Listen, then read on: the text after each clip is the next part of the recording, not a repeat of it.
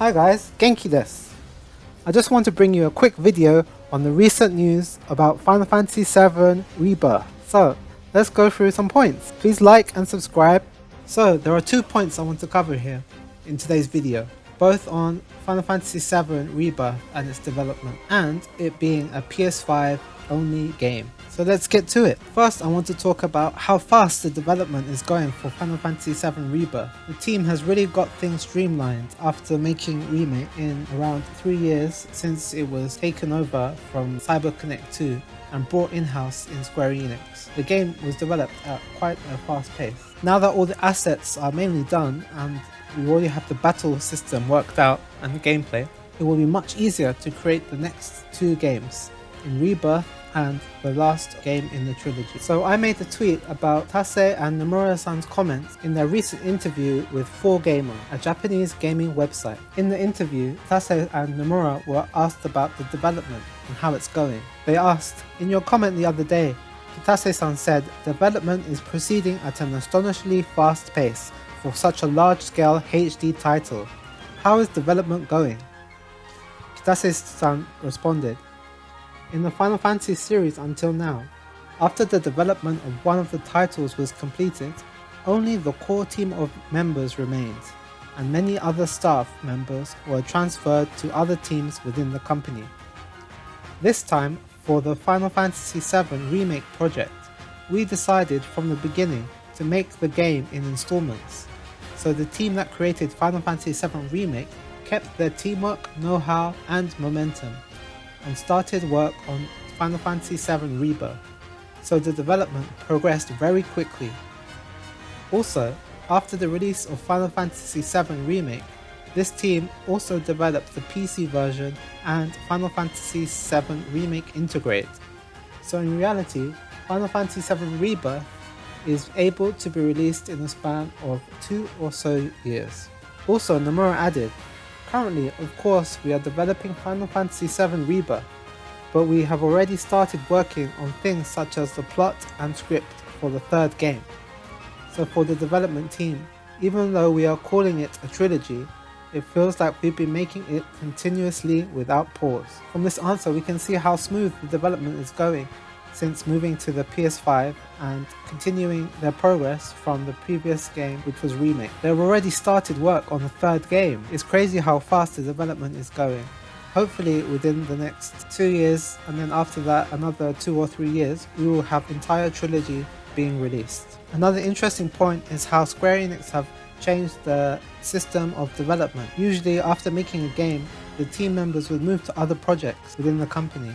But here, for Final Fantasy Remake project, they are keeping the core team and core staff so that they're all working together and continuing the momentum from game to game without break. This is helping the development be super fast and the quality evolve and grow over time. I'm really expecting Rebirth to be a much greater improvement on Remake and be an amazing game because Remake was so much fun.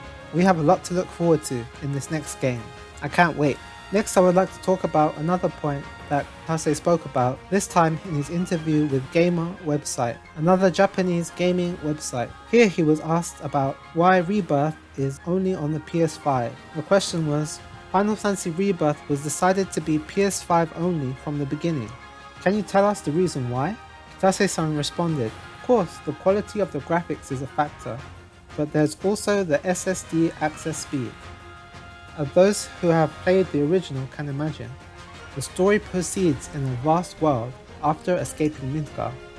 Final Fantasy VII Rebirth will also depict the world that expands from this point, so the loading stress will become an extreme bottleneck in that respect. In order to overcome this and play the world comfortably, we felt the specs of the PlayStation 5 were needed." So the question here was mainly referring to why there isn't a PS4 version of Final Fantasy VII Rebirth, considering Remake was originally released on the PlayStation 4. Kitase-san said that of course the graphics is a factor. They can use the higher specs to create more detailed environments and more detailed character models. But also, the other point was the speed of the SSDs on the PlayStation 5. So he also talked about the original Final Fantasy game and how after we finish the Midgar section, the game opens up into a more open world environment where we can travel within the map to different areas of the world. So they're going for this same effect in Rebirth. So we can imagine how wide open and expansive the world will be. Will there be an open area which we can travel to from town to town? We'll be able to travel on the different vehicles and aircraft to traverse the landscape. It's all very exciting. So he also talked about the loading stress, which will be a big issue. And I know a lot of people are upset that, oh, it's not going to be on PlayStation 4 anymore because maybe they only have a PlayStation 4 and it's really hard to get a PlayStation 5 at this current time. But hopefully by the time Final Fantasy VII Rebirth releases, the chip shortage issue won't be such a big issue and people can more easily get a hold of PlayStation 5. We have another year and a half, I would say, until the game releases. So I think there's plenty of time for most people that want to play this game to get a hold of a PlayStation 5. And hopefully those chip shortage and stock issues are fixed. So he talked about the loading stress becoming a big issue and an extreme bottleneck in depicting a more expansive world of Final Fantasy VII in Rebirth. We can see this in Final Fantasy VII Remake.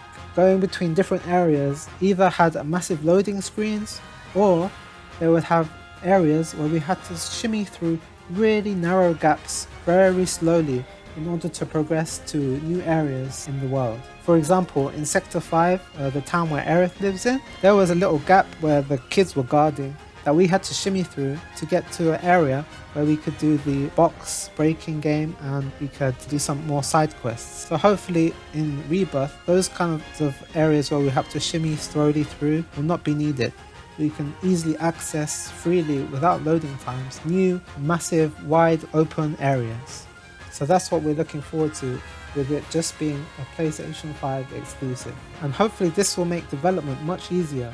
They won't have to restrict any designs as much as if it was on the PlayStation 4 as well. So we can expect a much more expansive, detailed game with environments that are seamless that we can travel to. So far on the PlayStation 5 we have Ratchet & Clank: A Ripped Apart, which did this really well too, where we could travel between totally different universes in the blink of an eye. So in Final Fantasy VII Rebirth, we can travel from Costa del Sol to Junon. We can go between Cosmo Canyon and the Golden Saucer instantaneously without any loading screens. It will be amazing. So I definitely think they're not lying here. Of course, another issue would be the contract agreements with Sony to promote the PlayStation 5. They would want it to be an exclusive, similar to the other Square Enix PlayStation 5 Sony deal exclusives, such as Forspoken, which comes out next year in January, and also Final Fantasy 16, which is another PlayStation 5 Sony exclusive, which comes out next year summer. But still, I think a major factor is this SSD access speed and what it can allow the developers to create a more wide open, expansive world which we can travel through comfortably, which is the goal. So that's what we can expect from Final Fantasy Remake project. In the next game, Rebirth, we can expect a much more faster development time and a much more expansive world and environment, which we can travel through lots of nature as we saw in the trailer, and to new wide open environments. All the locations will be in there, is what they said, so we have a lot to look forward to in this next game. And hopefully we'll see the more characters later too, such as Sid and Vincent, and maybe Cat Sith will be playable too, as well as Red 13. I can't wait. If you have any questions, please leave them in the comments below. Like, subscribe, and I'll see you in the next video. Ja ne!